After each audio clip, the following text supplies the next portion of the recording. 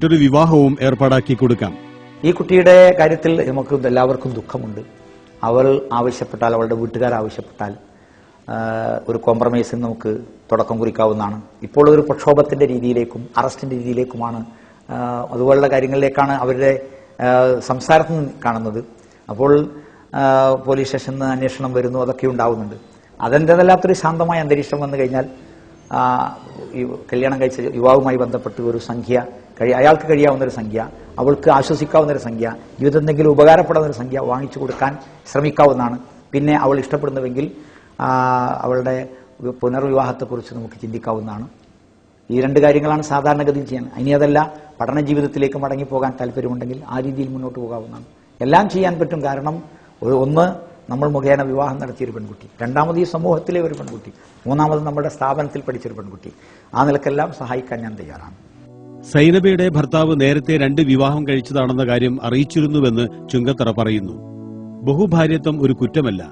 അദ്ദേഹം തന്നെ സ്വന്തം ജീവിതത്തിൽ ബഹുഭാര്യത്വം കൊണ്ടുനടക്കുന്നയാളാണ്. 4 ഭാര്യമാരും 17 മക്കളുമുണ്ട്.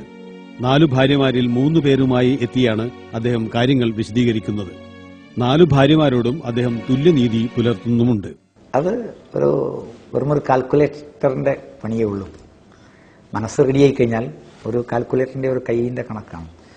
കിട്ടിയത് ഓഹരി വെക്കുക, ദിവസങ്ങൾ ഓഹരി വെക്കുക, പിന്നെയുള്ളത് പുഞ്ചിരിയും സമ്മാനങ്ങളുമാണ്. അതൊക്കെ ഓഹരി വെക്കാൻ പറ്റുന്ന കാര്യം. പിന്നെ ഒന്ന് മനസ്സുണ്ട്, അത് അങ്ങോട്ടും ഇങ്ങോട്ടും ഒക്കെ വ്യത്യാസപ്പെട്ടിരിക്കും.